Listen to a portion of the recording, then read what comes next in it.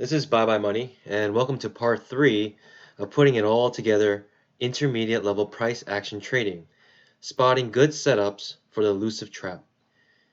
It goes by many names, the failed two-legged pullback, aka failed second entry, or what I like to refer to it as the trap. The reason why the trap is so sought after is because the trap itself is such a high probable trade. However, when it is coupled with good context, it is the most probable trade setup you can find. In order to spot a failed two-legged pullback, you will first need a firm grasp of the two-legged pullback. So if you haven't watched the beginner level and also part 1 and 2 of the intermediate level videos, I will highly recommend watching those first. The links to those videos are in the description. In this video, I will go over context, drawing trend lines, spotting two-legged pullbacks, spotting a trap, why the trap is such a high probable trade, and how to enter a trap. Let's first begin with the context. Let us zoom out to see the larger picture. We can see here that we have made higher lows, which means that this is an uptrend. For an uptrend, in order to make a channel, you first must need to connect the pivot lows that when making a trend line will have no intersecting points. And between these pivot lows, we go to the other side of the chart and connect a pivot high that intersects no other pivot high. Here we see that we have a channel. Not only that, it is a two-tier channel. You can see here by the dotted line the 50% level of this channel. And you can see at this dotted line that we have many reactions. Here it is acting as resistance here as well. Also we see here it muddling around, and finally we see also here acting as support. We zoom in closer to our context, and now we look at the intermediate context. As we can see here, the chart is making a series of lower highs. So we know that we are in a downtrend. To make a channel on a downtrend, you connect pivot highs that if you make a trend line from those pivot highs, it will not intersect any other points.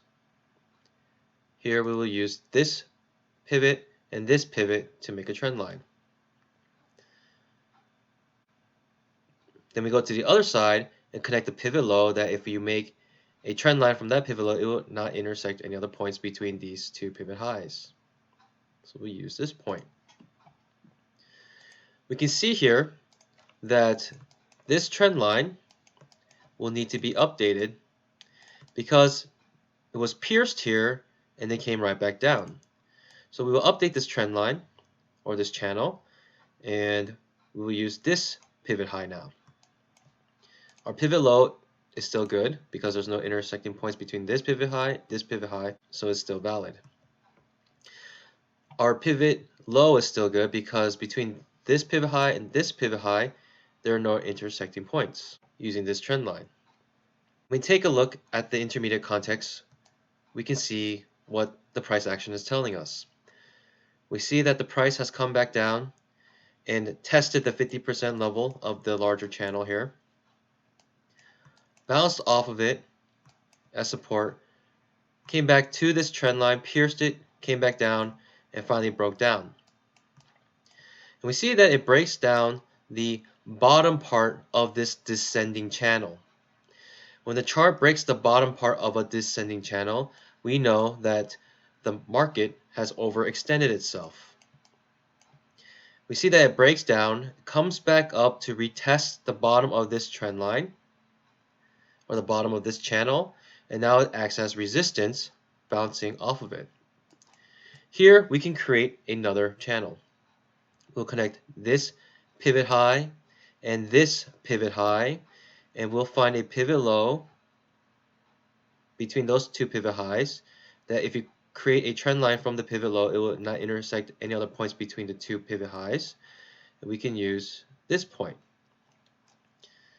We see here that this is acting as a type of support that the chart is following along it, and it goes and actually breaks down this descending channel once again. The story here is now the market has way overextended itself, breaking down two descending channels. The immediate context now is that the market has finally broken this trend line.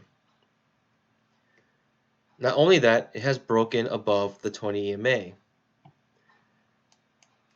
And lastly, we see that this trend line down here, made by these two pivots way back here, is now acting as a strong support.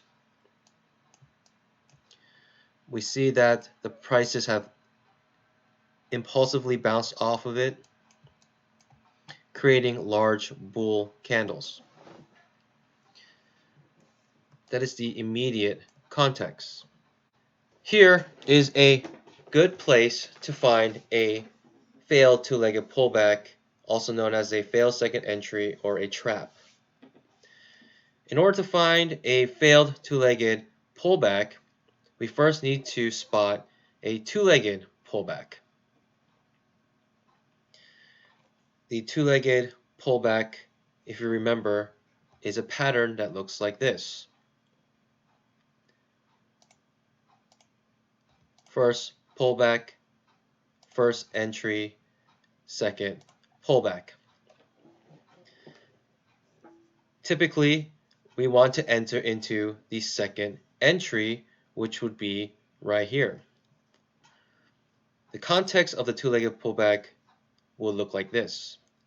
In this instance, we'll have a downtrend. We'll have a two-legged pullback, first entry, second pullback, and then a second entry right here. We expect at the second entry for the original trend to resume after the two-legged pullback. So we typically want to enter right here. But in this scenario, this is a good setup for a trap. A trap is when the second entry leg does not make a scalper's profit, which is 5 ticks, 1 tick for the stop entry and 4 ticks for the point, but rather it reverses the trend right here. So instead of entering up here in the second entry, we want to enter down here at the trap. We no longer want to enter here. We now want to enter here. You may ask, why is this a good place for a trap rather than a second entry? It's all about context. Remember the context. The context here is that we had just broken this trend line. We have also broken out of the 20 EMA, above the 20 EMA. We have bounced off strongly off of support with large bull bars, even a shaved bar right here. Not only that, we are way overextended by breaking this channel, descending channel, and breaking down this descending channel. And with all of these factors combined creates the context of where we are at. So with this context, we are not looking to go short here, but thinking that we will reverse. So in order to find a failed two-legged pullback, what we want to find first is the two-legged pullback. So we will look for this pattern here in our chart. This leg right here is right here in this chart. The first pullback right here is right here in this chart. The first entry is right here. The second pullback is right here. And after the second pullback, the next leg will be the second entry.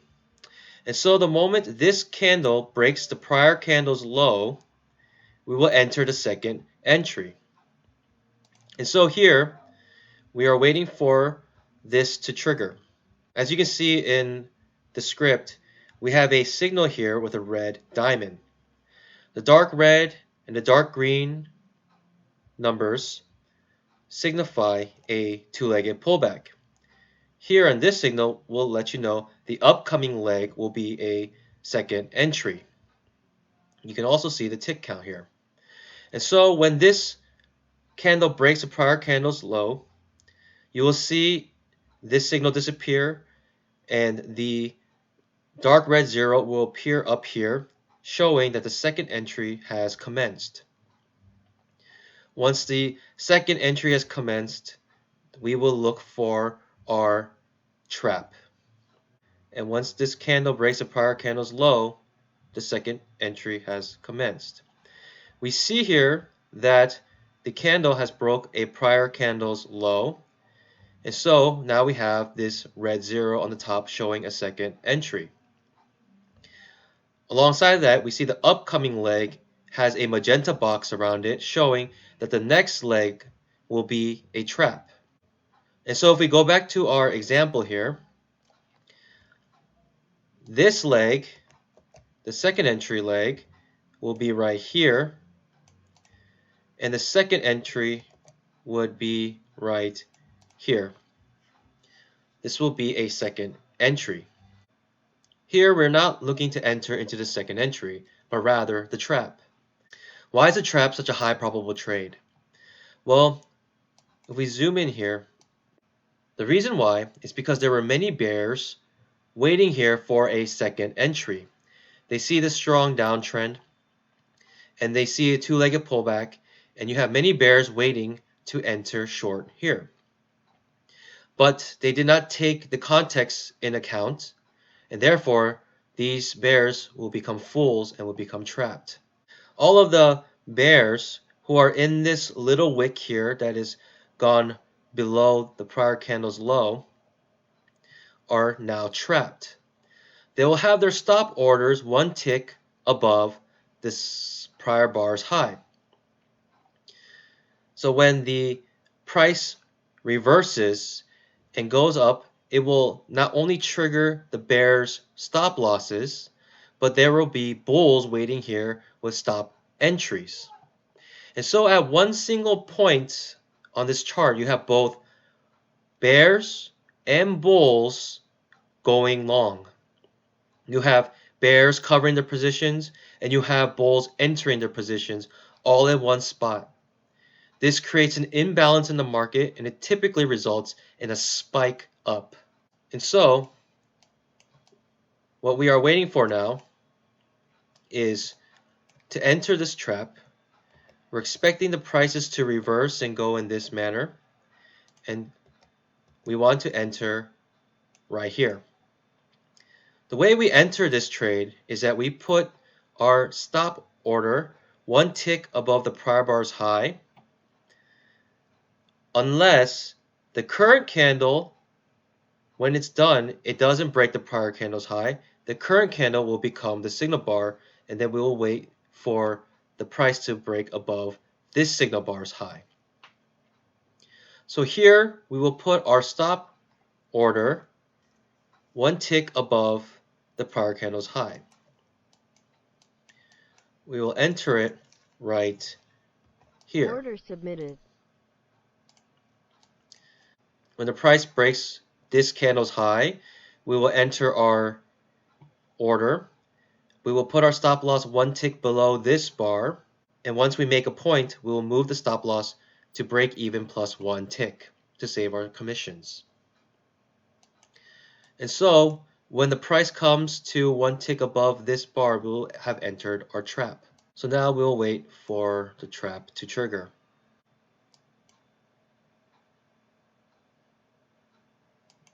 We have entered our order, and we want to move our stop loss one tick below this bar's low. And once we make a point, we want to move the stop loss to one tick above break even.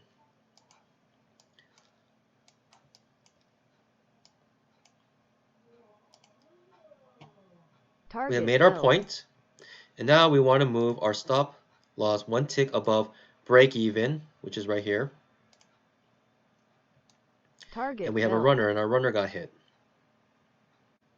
So that is the fail two-legged pullback, fail second entry, or also known as the trap. I really hope that these videos have been helpful for you and will benefit your trading. God bless.